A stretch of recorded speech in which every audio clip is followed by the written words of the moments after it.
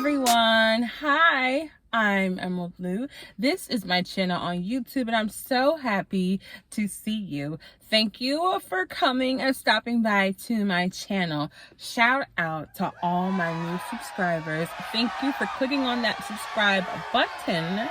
And thank you for watching my video. For those of you who don't know, which is probably all of you, my birthday is in the month of May and I'm a Taurus. So if you're feeling very generous, want to share some love, or just want to bless your girl because I am not yet monetized on YouTube, please feel free to send something to my Cash App. It will be greatly appreciated.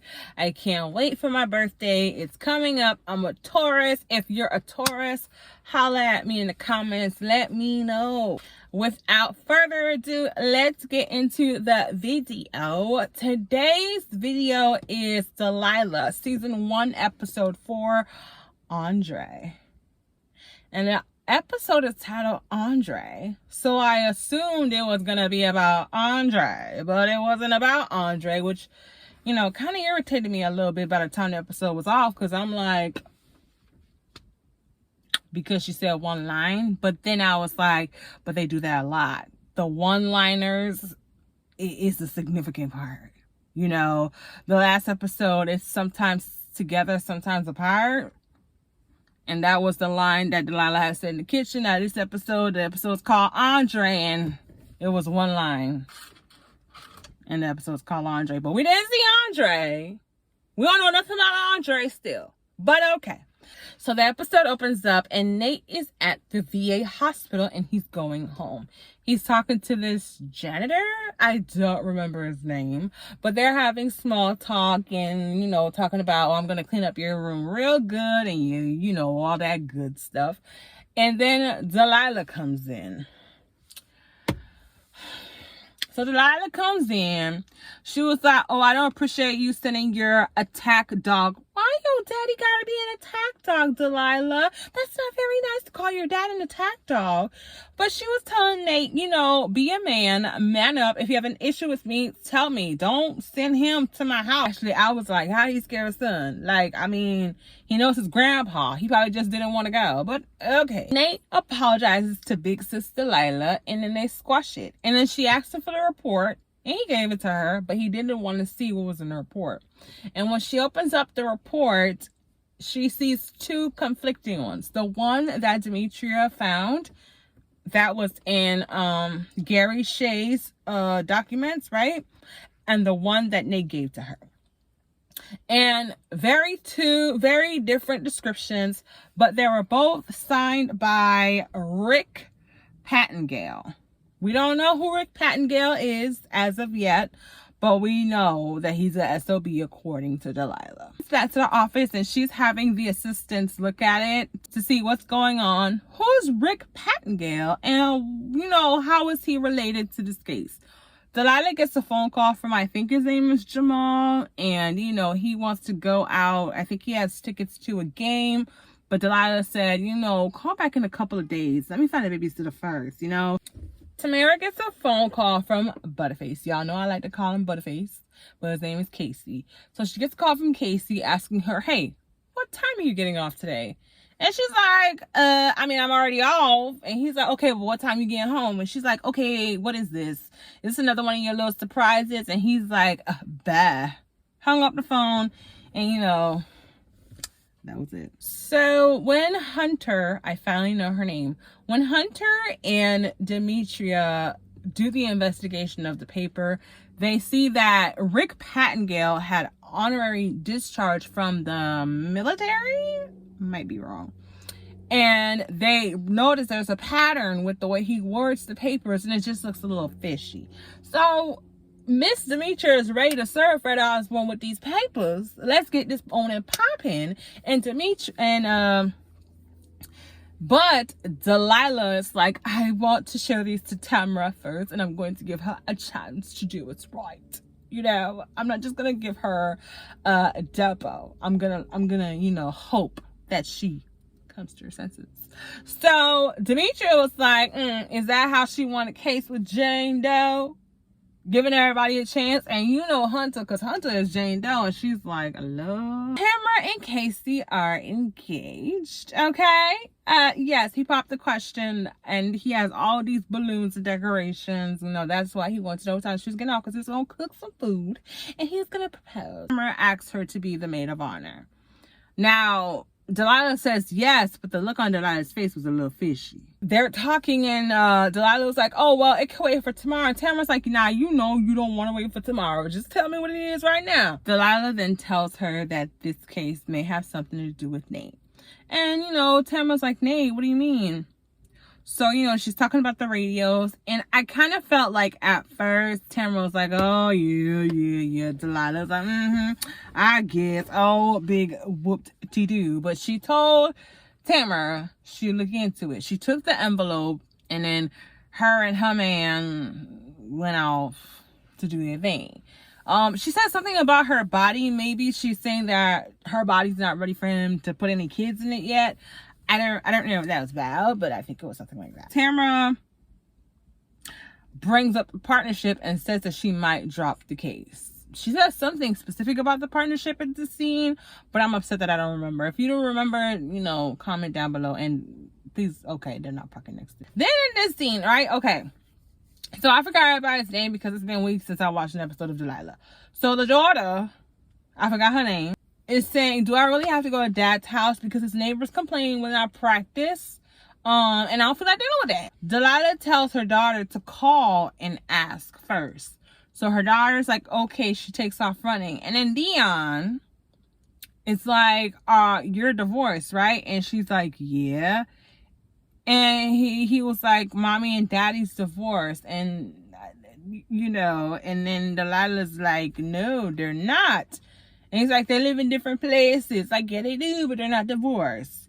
Then he said, what was the name he said? Kai says everyone gets divorced. And she's like, don't listen to Kai. And I'm guessing that Kai is probably a classmate. But if Kai is a classmate of Dion, what these children know about divorces? So Tamara reads the report. And she calls Delilah, and she says, yes, I see what you were talking about. It was there in the report. I'm going to go talk to Fred. I'm not going to talk to Wynn just to get more clarification. So she says, tell Nate I said hi. Delilah says, how you know I'm with Nate? And she's like, find my friends. Hello. And they talk a little bit more about Christine and Nate. Delilah hangs up the phone from Tamara, and she goes inside. And basically, Pop is there, Nate's there, and they're waiting on Christine. And then the lady's like, I'm going to get paperwork. I'm going to meet you guys right back right here. So Nate calls Christine. She thought it was tomorrow.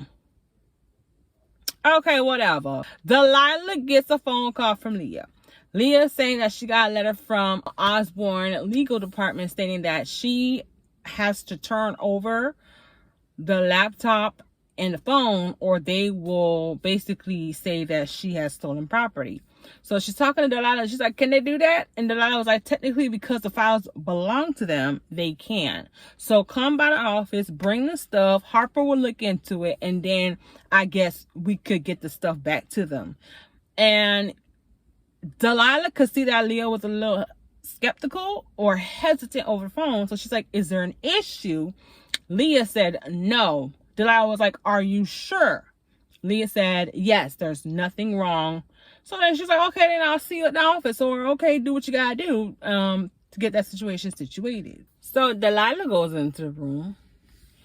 And basically they need to meet up the next day to talk about what work needs to be done for Nate. And the lady was, y'all see how I burned my hand in the oven trying to make food for my man? The lady was like, okay, it's 4 o'clock. Good. Delilah said, well, no, after 4:30 it's good for me. Nate was like, well, Delilah, you ain't got to be there. Because, you know, I don't want your negativity because you always coming for Christine. So it's okay if you don't come. And it's like a back and forth about, you know, basically Delilah being a pain in the ass. And then she's like, okay, the lady was like, okay, 4:30. And then Delilah's like, no, I make it at 4.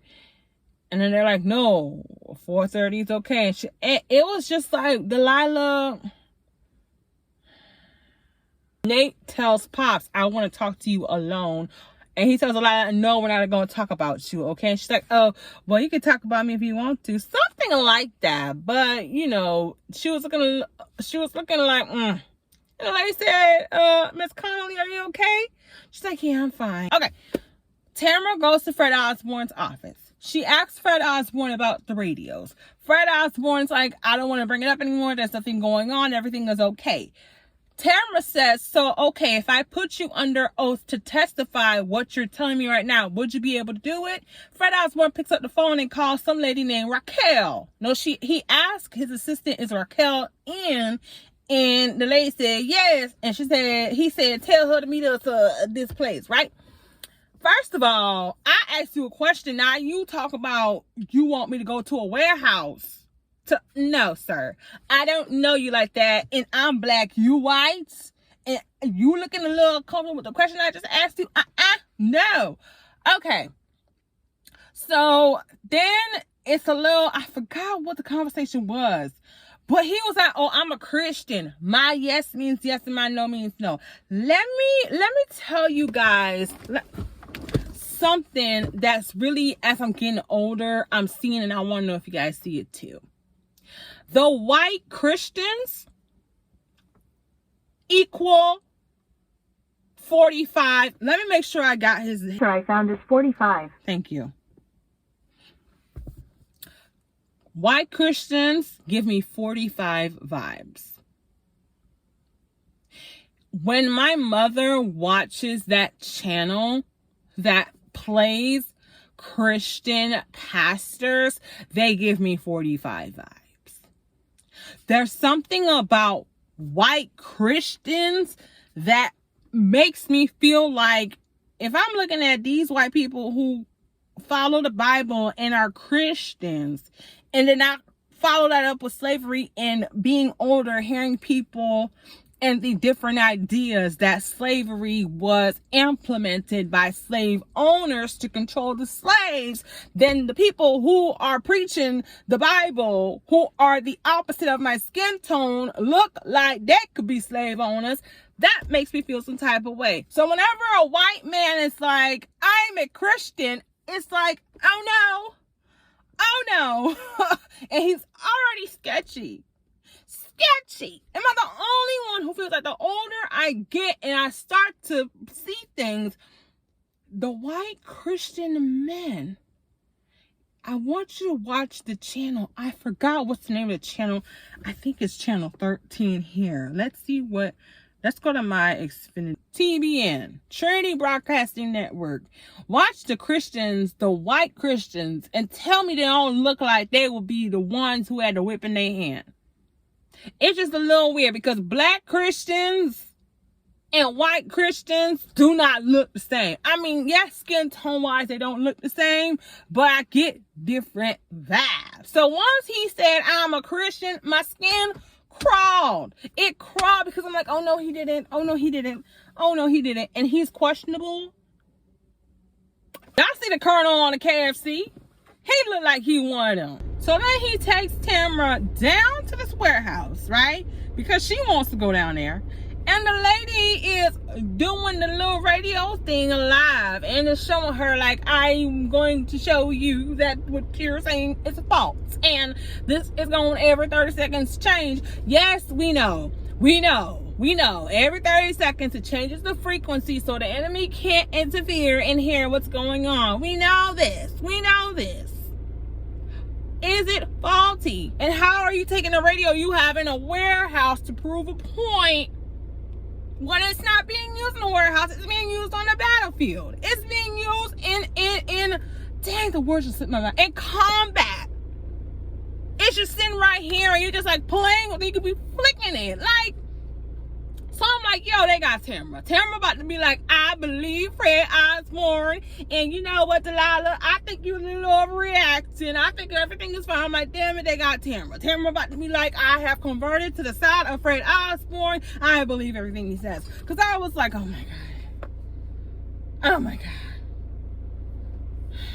in a black ass, dark ass warehouse with one singular light and one machine and a black lady who talks like she's a robot. Why am I yelling? I don't know.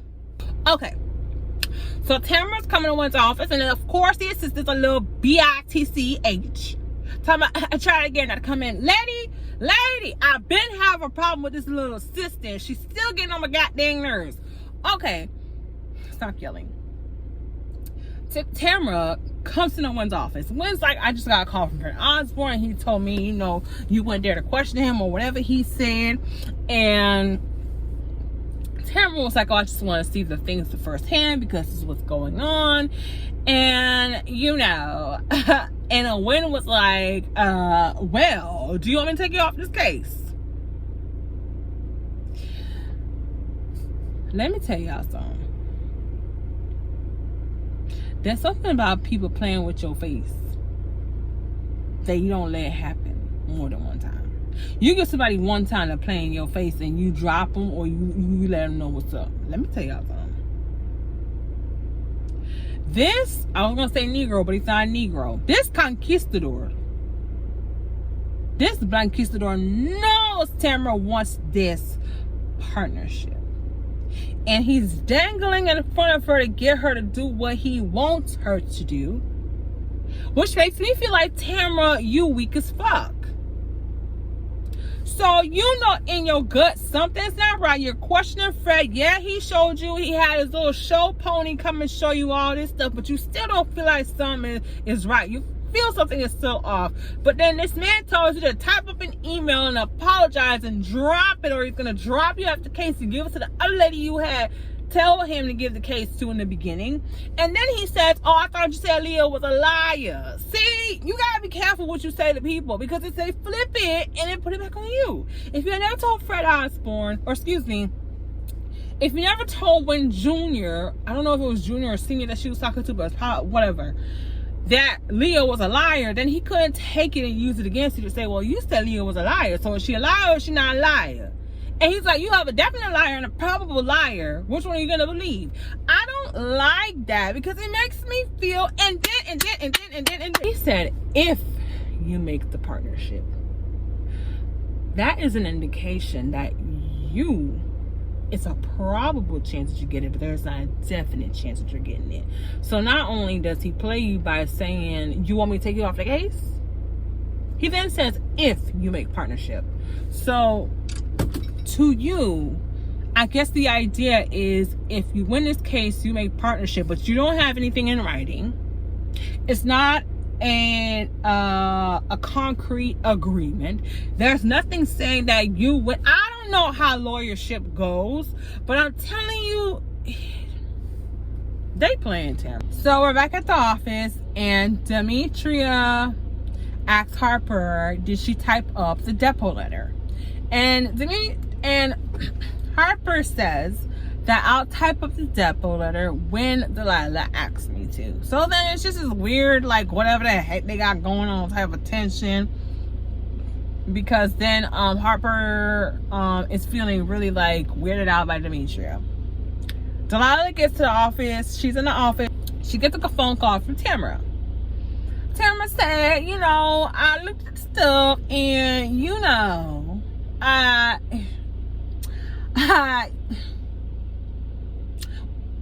about we just, you know, focus on Leah Davis and the reason why she got fired, yeah? And we'll do this case, you know, at a later time. You know, because, you know, the partnership's on the line. So how about, you know, let's just do Leah Davis and figure out why she got fired first. And then we can go back and do this whole C9. No, I did it. And then this whole radio thing, we can figure it out later. And Delilah was like, didn't you read the papers? Oh, you saw it, didn't you?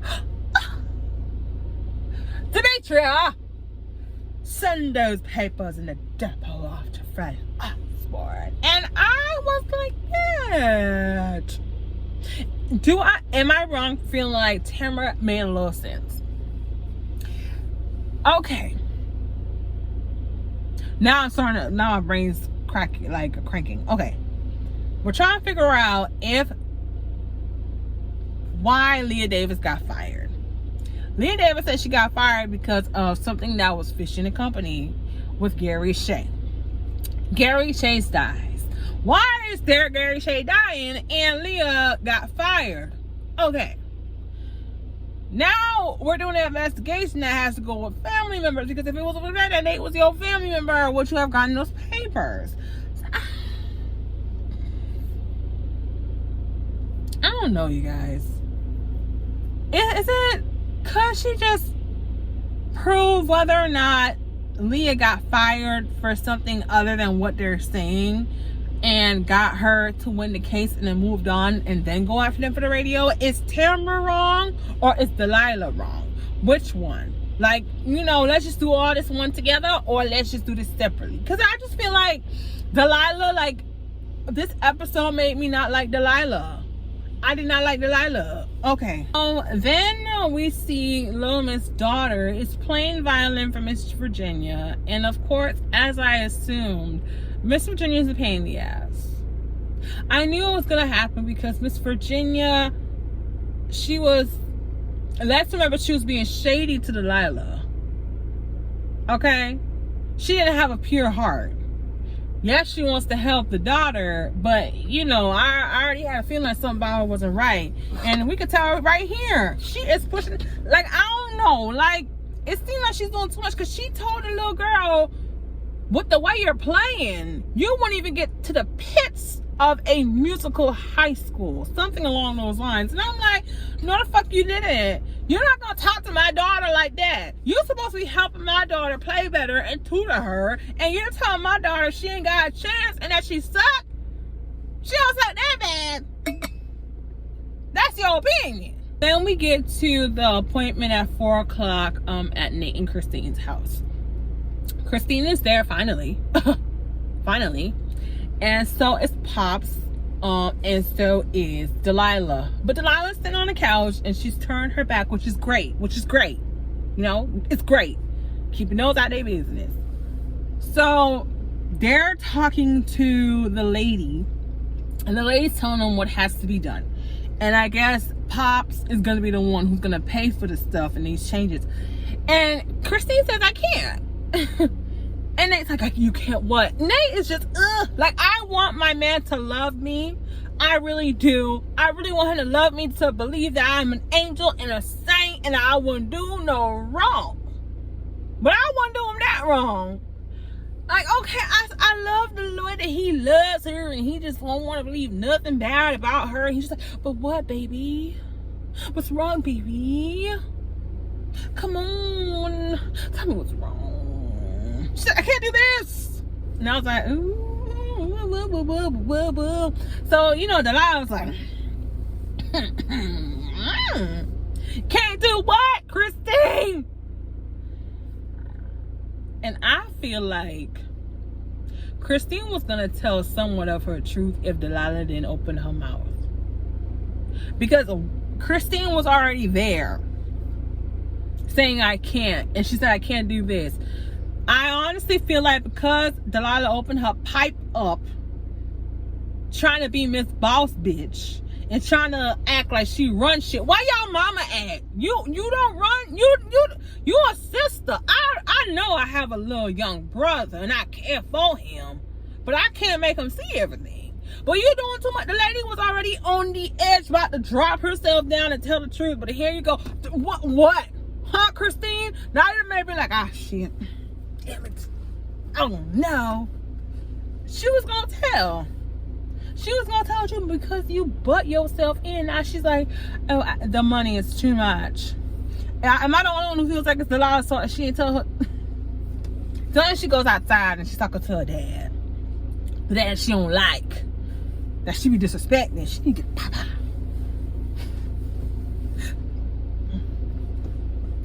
But she goes and tells him Andre. He's like, who the hell's Andre? She's like, Andre is the reason. Oh, and here's the title of the episode, Andre. All because she said Andre is the reason for the season. Andre, it's why things are different. And Daddy's like, just let them fix their relationship. Damn, dog it. Girl. You know, I know we need little drops bird seed drops here and there, but the scenes with Tamara are just like bloop. All we see is Tamara's looking at her phone. I thought she was gonna call Delilah, but she calls Leah and tells Leah, hey, call me back. Why are you calling Leah? But okay. So then we see Marcus and Dion are helping Delilah pick out an outfit for her date with Jamal. Is it Jamal? So this duck is over here and I don't want to see him. He's trying on different clothes and, you know, they're trying to figure it out. And then Dion asked her if she's gonna marry this guy, and then Marcus like, no, she's not. And she's like, well, how do you know? He's like, because you said when you and Daddy was splitting up that you was ever gonna get married again. She's like, oh yeah. Okay, whatever. So they said, I guess they said, why don't you just go on with the dress you have on now? She gets a phone call from Harper. She wants Harper to send her off the depot papers, and she actually thought that Harper called because Leah came and dropped off the laptop and the phone, but she didn't. So she's like, okay, you know what, well, we'll figure it out. But Harper's gonna come and drop some stuff off to Delilah's house, but she's going on a date, so I don't know how that's gonna work out. And here come the people cutting the grass. Delilah was like, oh, what's wrong? And Harper's like, nothing. And Delilah's like, no, what's wrong? She's like, well, I just want you to mind your own business. And then Delilah's like, I'll talk to Demetria. Okay. Boom.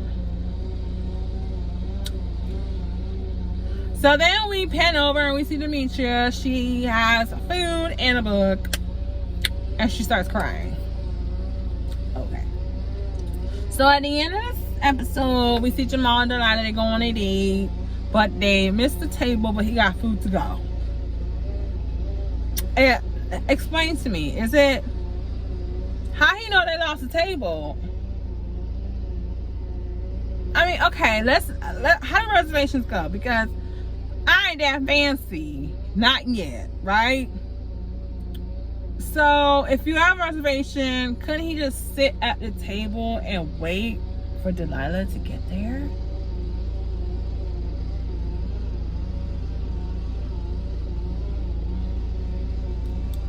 You got food to go. They're gonna go on a walk, and he's talking about how he met Casey Butterface, and she's talking about how she met Tamara, and they're about to kiss. And I was like, damn, bitch, already?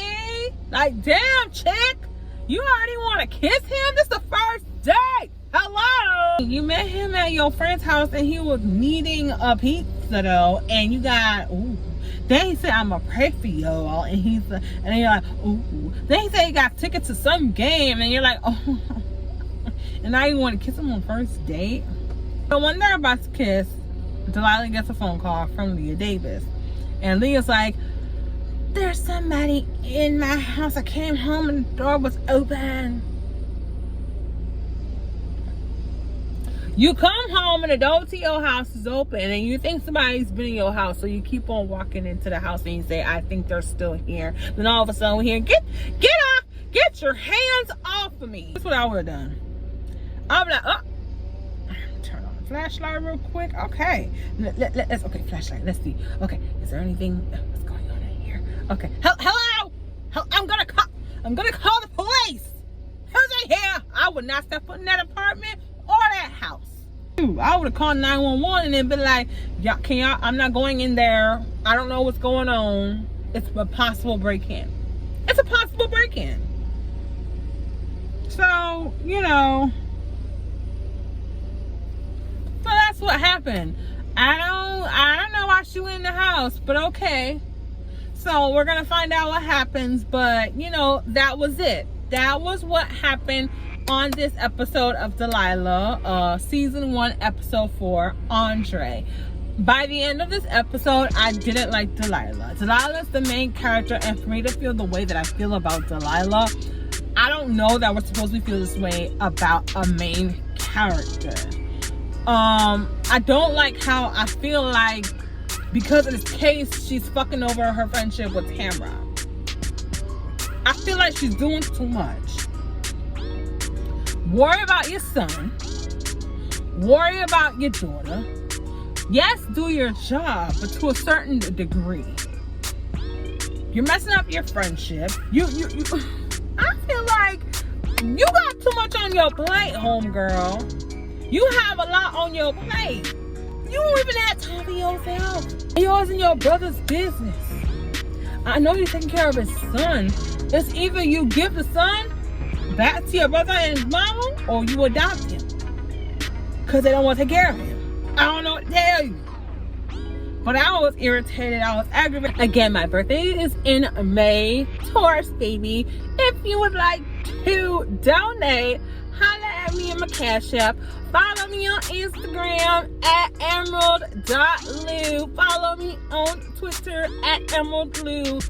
Go ahead and send me a friend request on Facebook, EMERALDLOUU. I love you. Thank you for subscribing. Thank you for watching. I hope you watch until the end, because y'all not watching me until the end. But anyways, bye bye. Have a great day, EMERALDLOUU, and I'm out. Peace. Thank you for watching my video. Please don't forget to like, comment, and subscribe to my channel to show it some love. And until next time, you guys stay safe. Thank you.